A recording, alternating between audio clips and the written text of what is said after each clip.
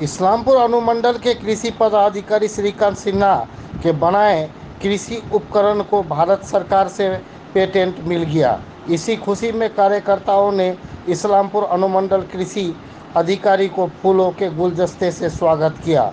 अनुमंडल कृषि अधिकारी श्रीकांत सिन्हा ने बताया कि उनके आविष्कृत उपकरण का नाम बीजा गाड़ा हल या एसएसबी यंत्र के नाम से भी जाना जाता है। उन्होंने कहा कि इस मशीन से खेती करने से इस्लामपुर अनुमंडल के विभिन्न प्रखंडों के किसानों को लाभ हुआ है। उन्होंने ये भी कहा कि इस डिवाइस को केंद्र सरकार से पेटेंट मिल गया है। उन्होंने दावा किया कि आम किसानों के लाभ के लिए इस मशीन प्रखंडों में भी निःशुल्क दी गई है।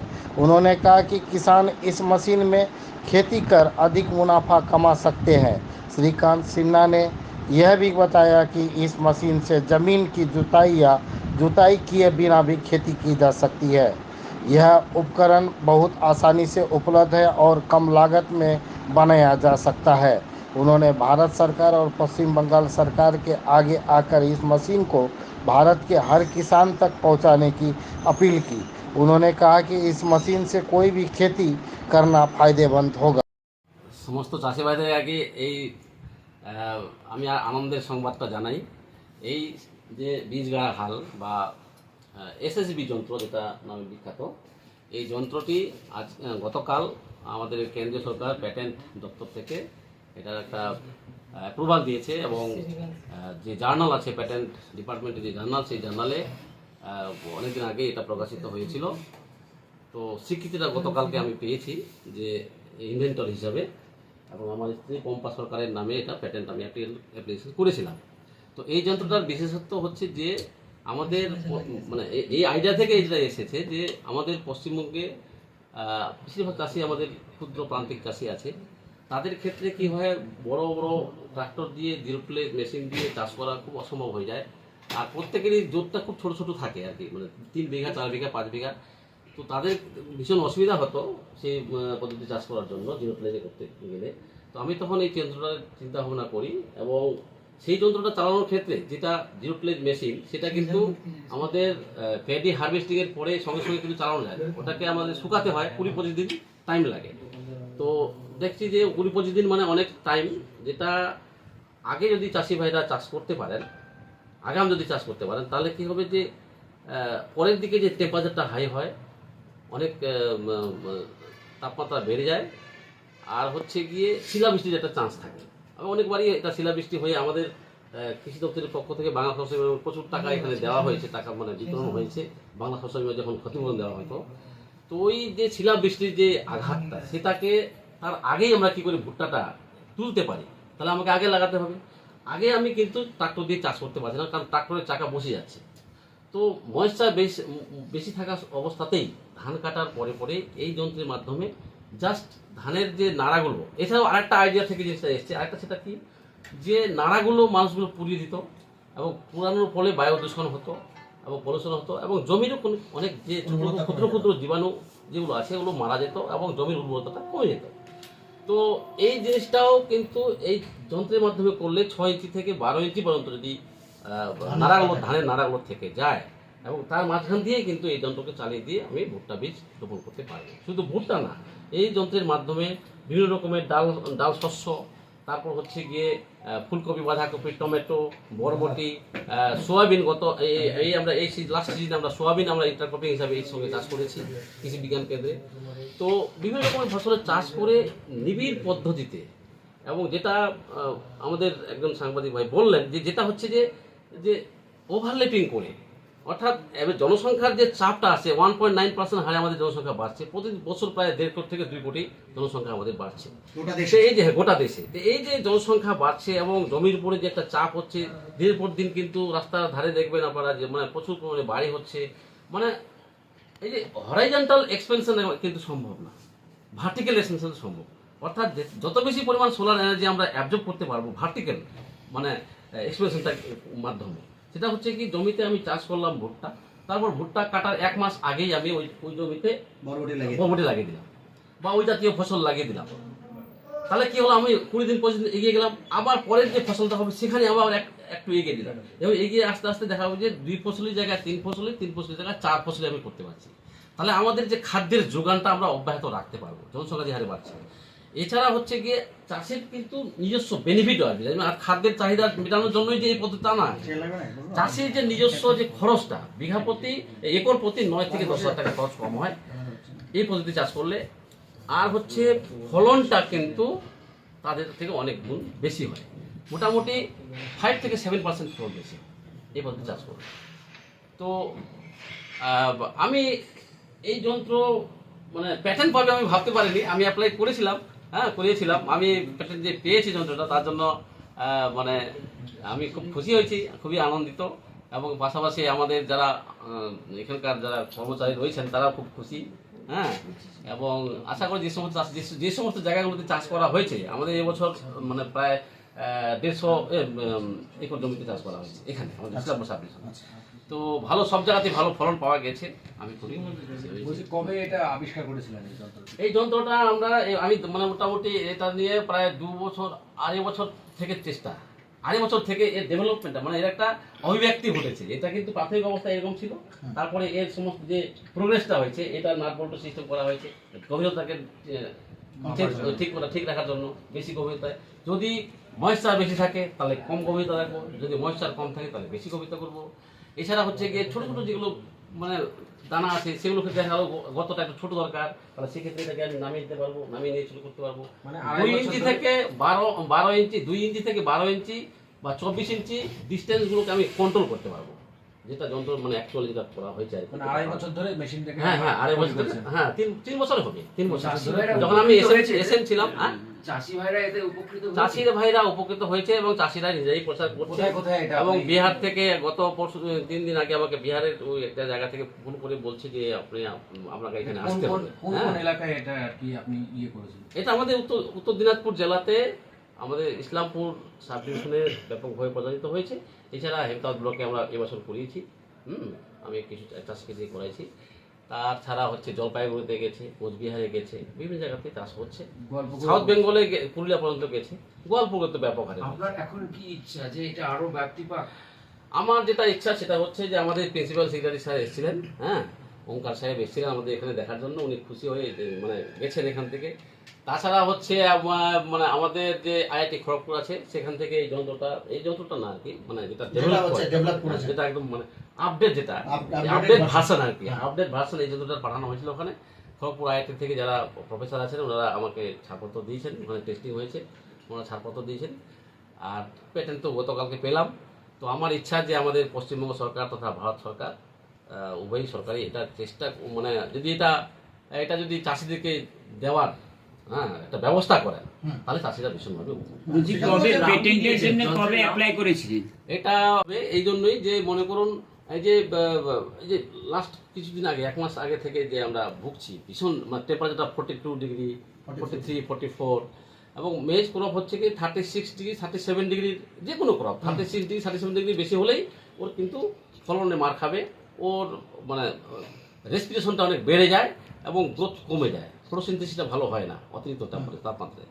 সেই জন্য হচ্ছে গিয়ে এই যে টেম্পারেচার, এই যে যখন হাই টেম্পারেচারটা হয় সেই হাই টেম্পারেচারের সময় যাতে তার আগেই যেন ভুট্টাটা হয়ে যায়, মেজটা মনে করুন মিল্কিং স্টেজ একটা আছে, সেই সময় যদি হাই টেম্পারেচারটা হয় তাহলে কি হবে, ওটা শুকিয়ে যাবে।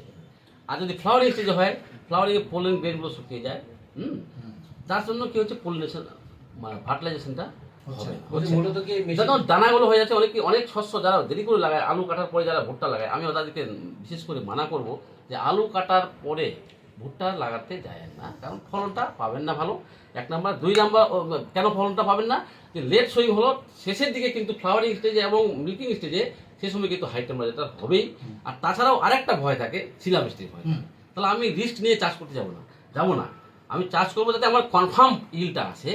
সেটা হচ্ছে কি এই যন্ত্রের মাধ্যমে যদি চাষ করা যায়, আগাম যদি আমি লাগাতে পারি তাহলে আমরা এর আগে আমরা দেখেছি গোয়ালপুকুর মানে ইয়েতে আপনার হচ্ছে গোয়ালপুকুর যে গাছগুলো হয় তাতে হচ্ছে শিলাবৃষ্টি থেকে গাছগুলো অনেক বেশি রক্ষা পাবে, কারণ তার দৃঢ়তা অনেক বেশি হয় এই মেশিনটা দিয়ে। একদম শিলাবৃষ্টি ঠিক না, শিলাবৃষ্টি হাই উইন্ড, যদি সাইক্লোন হয় তাহলে মানে কারণটা কি, এর গ্রোথটা কেন বেশি হয় কেন, যেহেতু এর মানে গাছের ধর্মই হচ্ছে যে শক্ত মাটিকে আঁকড়ে ধরতে ওরা ভালোবাসে, আর আমরা ভাবি উল্টোটা যে মাটিটা নরম হবে, বীজটা ফেলবো, ও মনে হয় তাড়াতাড়ি করে শিকড়গুলো গজাবে।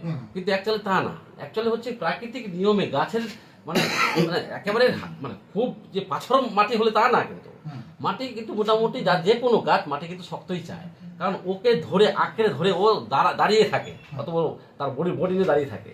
সেই জন্য কি হচ্ছে, তাদের একটা অভিযোজিত একটা ব্যাপার আছে, যদি ওরকম জায়গা থাকে তাহলে ওদের রুটের যে গ্রোথটা মানে রুট ইন্টেন্সিফিকেশনটা বেশি হয়।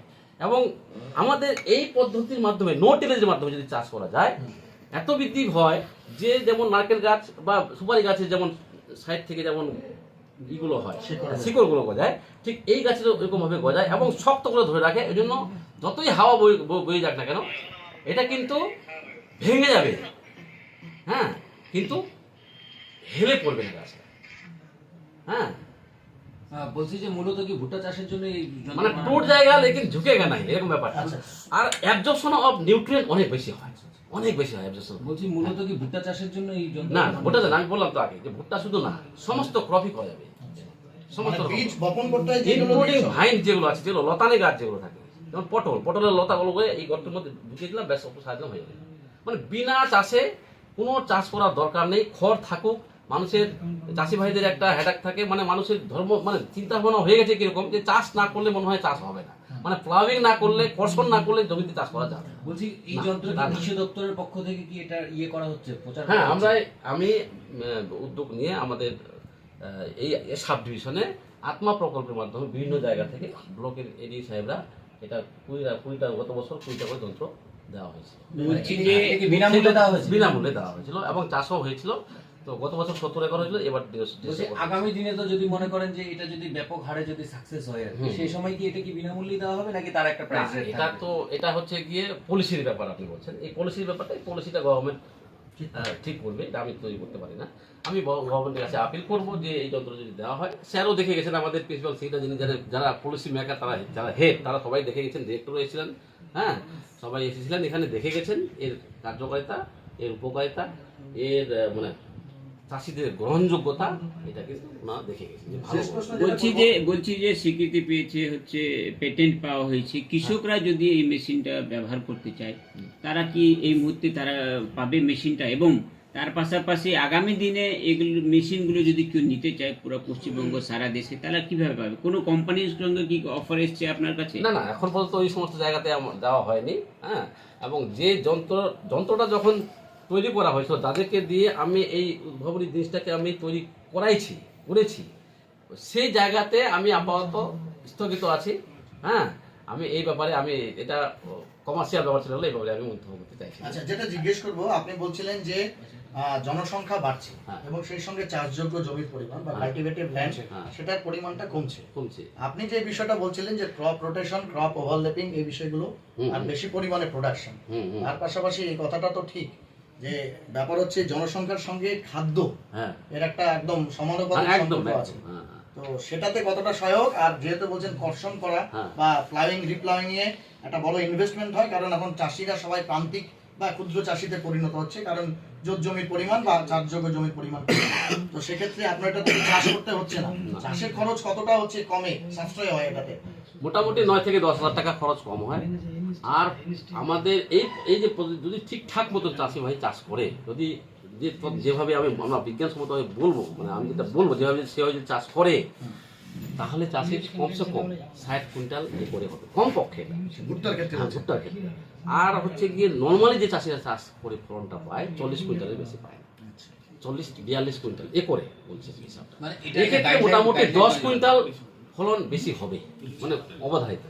সে বিষয়গুলো আপনার গাইডলাইন যদি মেনে চলে এবং এটা যেহেতু প্যাটেন্ট হয়েছে, এবং আমি আশা করবো যে গভর্নমেন্ট অফ ইন্ডিয়া এবং পশ্চিমবঙ্গ সরকার যদি সরকারি চেষ্টা করবে যে এটাকে নিয়ে একটা কোনো পলিসি মেকিং করে নিয়ে এটাকে কিভাবে মানে চাষিদের কাজে লাগানো যায়। বললাম তো, আপনি নিজেও একজন সরকারি আধিকারিক কৃষি দপ্তরে, হ্যাঁ। রাজ্য সরকারের কৃষি বিভাগ আপনাকে কতটা সহযোগিতা করেছে এই বিষয়ে? এই যেটুকু উদ্ভাবন করতে? সহযোগিতা আমি পেয়েছি সেটা হচ্ছে আত্মা প্রকল্প থেকে এডিও সাহেবদের, আমাদের যারা 5 জন এডি আছে, এরা সহযোগিতা করেছে, এরা নিজেরাই মানে ব্যবস্থা নিয়েছে, যেহেতু ওটা লোকাল বডি, ওরা সিদ্ধান্ত নিয়ে এটা ওদের কাছ থেকে যারা তৈরি করেছে, যাদেরকে দিয়ে আমি তৈরি করাইছি, তাদের কাছ থেকে পারচেজ করে নিয়ে এটা দিয়েছে বিনামূল্যে। এখন এ পর্যন্ত এইটুকুই আমি হেল্প পেয়েছি। এছাড়া আমি আশা করছি যে ভবিষ্যতে আমি এটার হেল্প পাবো। হ্যাঁ, আর টেকনোলজিটা যেহেতু আমি এটার একটা বইও লিখেছি আর কি, মানে কীভাবে সমস্ত বিষয়টাকে করা যাবে, একটা মোটামুটি 25 পাতার একটা বই লিখেছি, ডিপার্টমেন্টকে আমি জানিয়েছি। তো ডিপার্টমেন্ট থেকে ওনারা বলছেন যে এটা তো এখনো আমরা কিছু এই বিষয়টা নিয়ে আমরা এখনো রিসার্চ জায়গায় কোথাও নেই। যদি রিসার্চের জায়গা থাকতো তাহলে তো আজকে আমি প্যাটেন্ট পেতামই না। বলছি যেহেতু রিসার্চের জায়গা নেই কোথাও, তো প্যাটেন্টটা ওই জন্য আমি পেলাম। এবং আশা করি অদূর ভবিষ্যতে আমাদের গভর্নমেন্ট, পশ্চিমবঙ্গ সরকার কৃষি দপ্তর এটাকে সাদরে গ্রহণ করবে এবং চাষি ভাইদেরকে দিলে এটা চাষিরা খুব ভীষণ। বলছি যে এই মেশিনটা তৈরি করতে মোটামুটি কত টাকা খরচা হচ্ছে এই মুহূর্তে? এটা কমার্শিয়াল ব্যাপার। এই কমার্শিয়াল ব্যাপারে আমি মানে একটা তো তৈরি হচ্ছে মোটামুটি তো একটা মোটামুটি এটা যেটা তৈরি করতে গেলে এটা আপনার 400-500 টাকা 600 টাকা খরচা হতে পারে, 600 টাকা মতো কম হয়ে যাবে। হয়ে যেতে পারে। আবার যদি আপনি এর থেকে ভালো যেটা আছে, যেটা আপনার যেটা টপ মডেল, মডেল যেটাকে বলা হয় টপ মডেল, আপগ্রেডেড মডেল, সেক্ষেত্রে ওটা কিন্তু প্রায় 2500 টাকা মতো খরচা হবে, 2500-3000 টাকা খরচা হবে। ওটা আমার মানে সেটা দিয়ে যেটা তৈরি করেছিলাম, ওটা তৈরি করতে আমার মোটামুটি যেটা মানে টপ মডেল যেটা, ওটা তৈরি করতে আমার মোটামুটি 2 মাস লেগেছিল। হ্যাঁ, মানে ওটা 2 মাস আমার ওই শিলিগুড়ি মোড়ে আমি একটা জায়গাকে দিয়ে ওই করেছিলাম ওটা। তো ওটা করতে করতে ওরা আবার বিরক্ত হয়েছিল, শেষের দিকে বলছে যে আপনার যন্ত্র আপনি নেন আর আপনি যান, আমাদের টাকাও লাগবে না, খেয়ে লাগবে না। বিরক্ত হয়েছিল আমি এইভাবে করতে করতে, ঠিক আছে।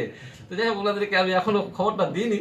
আমি এখান থেকে গিয়ে আমাদের আগে বলবো যে ভাই আমার কাজটা খুশির খবর। আমি খুশি খবরটা। আচ্ছা, আপনার অ্যাপ্রিসিয়েশন যেগুলো বা পেটেন্ট কপি যেগুলো, সেগুলো একটু দেখালে সুবিধা হয়। হ্যাঁ হ্যাঁ